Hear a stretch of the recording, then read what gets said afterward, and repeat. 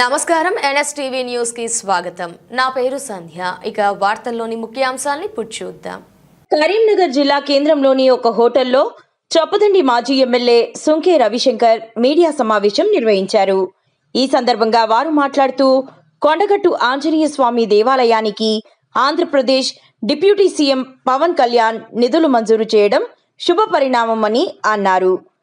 పవన్ కళ్యాణ్ కుటుంబానికి ఆంజనేయ స్వామి కుటుంబ దైవమని, అటువంటి పవిత్ర దేవాలయానికి నిధులు మంజూరు చేయడం భక్తులందరికీ ఆనందాన్ని కలిగించే అంశమని పేర్కొన్నారు. ఈరోజు ప్రత్యేకంగా మీ ముందుకు రావడానికి ప్రధానమైన అంశం కోరిన కోరికలు తీర్చే కొంగు బంగారం కొండగట్టు అంజన్న దివ్యక్షేత్రం. గత ఈ రాష్ట్ర తొలి ముఖ్యమంత్రి వర్యులు కల్వకుంట్ల చంద్రశేఖరరావు గారు ఈ రాష్ట్రంలోనే కాకుండా దేశంలోనే ఒక మహామాన్విత ఆలయంగా తీర్చిదిద్దాలని, మరి ఆలయాన్ని ఏ రకంగా అభివృద్ధి చేసిండో మనం తర్వాత మాట్లాడుకుందాం. అయితే ముందుగా నిన్న డిప్యూటీ సీఎం ఆంధ్రప్రదేశ్ సంబంధించినటువంటి పవన్ కళ్యాణ్ గారు నా నియోజకవర్గం చొప్పదండి నియోజకవర్గం కొండగట్టు అంజన్న దివ్యక్షేత్రానికి తెలుగు రాష్ట్రమైన పొరుగు రాష్ట్రమైన ఎట్లాగూ ఈ రాష్ట్రం వాళ్లకు దీని మీద ఈ రెండేళ్ళకైతే సోయి లేదు. కానీ పక్కన ఉన్న ఆయన అంజన్న భక్తుడు. ఆయన హుస్నాబాద్ పీఆర్పీ ప్రజారాజ్యం పార్టీలో ఉన్నప్పుడు హుస్నాబాద్ నియోజకవర్గానికి వచ్చి ప్రచారానికి వెళ్తున్న సందర్భంలో విద్యుత్ వైర్లు షాక్ తగిలి చనిపోయే పరిస్థితి నుంచి బతికిండు కనుక అప్పటి నుంచి మా ఇలవేలు అంటే వాళ్ళ అమ్మ పేరు అంజని, వాళ్ళ అన్న పేరు మరి చిరంజీవి, తన పేరు పవన్ కళ్యాణ్. అంటే వాళ్ళ కుటుంబ దైవంగా భావించేటువంటి అంజన్న భక్తులు వాళ్ళంతా కూడా. మరి ఆ భక్తుడు నిన్న కొండగట్టు అంజన్న ఆలయానికి దాదాపుగా 35 కోట్ల రూపాయలతో ఒక ధర్మశాల నిర్మాణం చేయాలని చెప్పి, మాల విరమణ మండపాన్ని కట్టాలని చెప్పి నిన్న పనులు చేయడం మేము వారిని స్వాగతిస్తున్నాం, అభినందిస్తున్నాం ఈ యొక్క తెలంగాణ రాష్ట్ర పక్షాన. అయితే మరి ఈ తెలంగాణ రాష్ట్రంలో ఉన్నటువంటి ప్రభుత్వం 2 ఏళ్ళుగా ఈ కొండగట్టు ఈ దివ్యక్షేత్రాన్ని వాళ్ళకు కనబడలేదని నాకు అర్థమైంది. ఎందుకంటే నిన్ననే శాసన మండలిలో కొండేశ్వరక్క మాట్లాడుతున్నా, అది కూడా మీకు వీడియో చూపిస్తా. శాసనం హుటాహుటిన చెమటలు పట్టినాయి. ఒక పక్క రాష్ట్రం డిప్యూటీ సీఎం పవన్ కళ్యాణ్ వచ్చి మన రాష్ట్రానికి నిధులు ఇస్తే ఎంత సిగ్గుచేటని, కొద్దిగా సిగ్గన్నా వచ్చి మాట్లాడిండ్రని అనుకుంటున్నా నేను. కానీ ఆడికి ఉత్త చేతులతోటే వేరు, వట్టి చేతులతోటే అడ్లూరి లక్ష్మణ్ గారు ఒక మంత్రి హోదాలో, అదేవిధంగా మన స్థానిక శాసనసభ్యుడు అసత్యం, ఆయన పేరు సత్యం కానీ మాట్లాడేది అన్ని అసత్యాలే.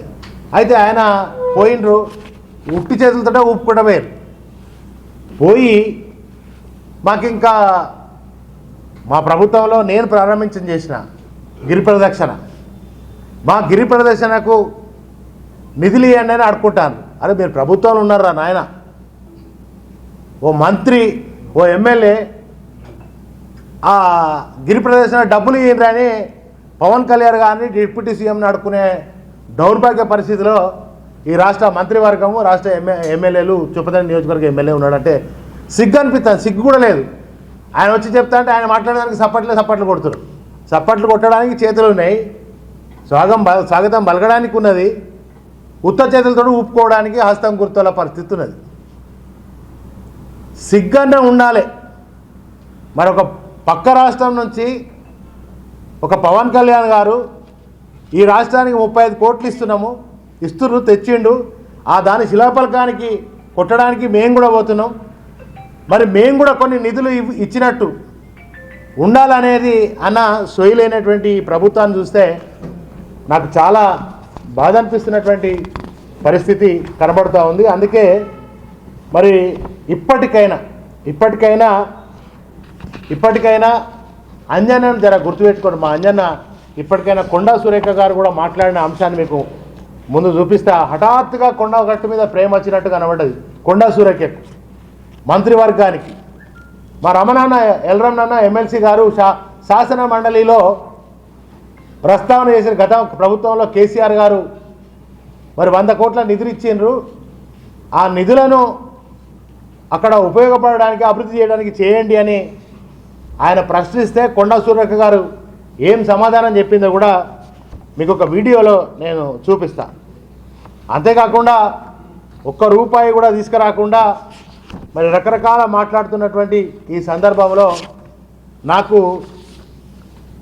మరి ఈ బీఆర్ఎస్ ప్రభుత్వం ఏదైతే ఉన్నప్పుడు ఆ బీఆర్ఎస్ ప్రభుత్వంలో ఏం జరిగింది, లేదా మరి ఈ కాంగ్రెస్ ప్రభుత్వం 2 ఏళ్ళుగా, ఈ 2 ఏళ్ళే కాదు గతంలో 50-60 ఏళ్ళు పాలించింది ఈ కాంగ్రెస్ ప్రభుత్వం వాళ్ళే.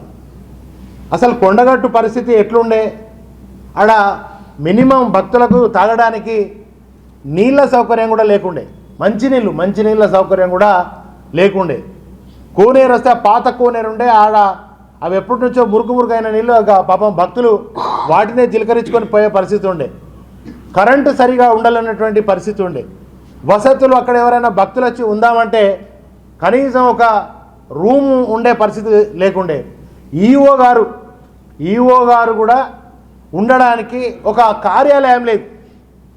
ఇది కాంగ్రెస్ పాలనలో జరిగినటువంటి పరిస్థితి. అక్కడ జీవన్ రెడ్డి గారు కూడా మంత్రిగా చేసినారు, చాలామంది మంత్రులుగా కూడా ఆ ప్రాంతంలో చేసినారు. కానీ కొండగట్టు అంజన్న గుడికి ఎప్పుడు పోతారంటే ఎన్నికల కంటే ముందు పోయి ముడుపు కట్టి గెలిచిన తర్వాత ఇక అంజన్నని మర్చిపోతారు. ఇక అదే పరిస్థితులలో 60 ఏళ్ళ కాంగ్రెస్ ప్రభుత్వంలో కొండగట్టును మరి అక్కడ లక్షలాది మంది భక్తులు వస్తారు.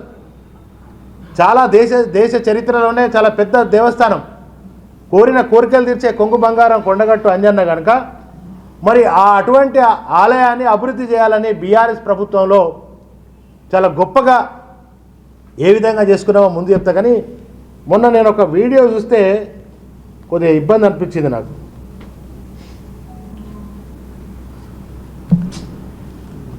మన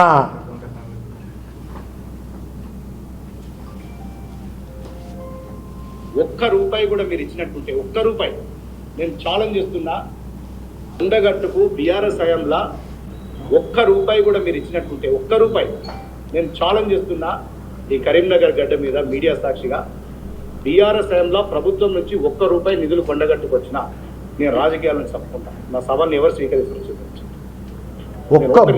బీఆర్ఎస్ హయాంలో దేవాలయానికి ₹1 నిధులు ఇచ్చినా నేను రాజకీయాలను తప్పుకుంటా. కొండగట్టుకు బీఆర్ఎస్ హయాంలో ₹1 కూడా మీరు ఇచ్చినట్టుంటే ₹1 నేను ఛాలెంజ్ చేస్తున్నా, ఈ కరీంనగర్ గడ్డ మీద మీడియా సాక్షిగా బీఆర్ఎస్ హయాంలో ప్రభుత్వం నుంచి ₹1 నిధులు కొండగట్టుకు వచ్చినా నేను రాజకీయాలను చెప్పుకుంటా. నా సవాల్ని ఎవరు స్వీకరిస్తారు? నేను ఈయన సవాళ్ళను స్వీకరిస్తున్నా. ఈ కరీంనగర్ గడ్డ మీద మీడియా సాక్షి ఈయన సవాళ్ళను స్వీకరిస్తున్నా. ప్రభుత్వం నుంచి ₹1 నిధులు కొండగట్టుకు వచ్చినా నేను రాజకీయాలను చెప్పుకుంటా. నా సవాల్ని ఎవరు స్వీకరిస్తారు? అధ్యక్ష, మరి గత ప్రభుత్వం 100 కోట్లకు ఇచ్చి మామూలుగా చేతులు దులుపుకున్నా కూడా మేము మాత్రం నేను ఛాలెంజ్ చేస్తున్నా, ఈ కరీంనగర్ శాసన మండలిలో మంత్రి గారు 100 కోట్లు బీఆర్ఎస్ ప్రభుత్వం గత ప్రభుత్వము 100 కోట్లు ఇచ్చి చేతులు దులుపుకున్నది, ఇంకా మేము దీని అభివృద్ధి కోసం కట్టుబడి ఉన్నామనేమో శాసన మండలిలో మంత్రి గారు కొండా సురేఖ గారు చెప్తారు.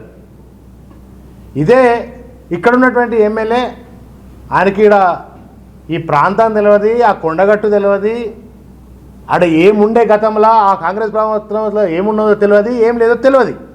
కనుక ఆయన ఏమంటాడు, ₹1 కూడా బీఆర్ఎస్ హయాంలో ఒకవేళ ఇచ్చి ఉంటే నేను శాశ్వతంగా రాజకీయాల నుంచి తప్పుకుంటా అని ఆయన సవాల్ విసిరితే ఆ సవాలు నేను స్వీకరిస్తున్నా.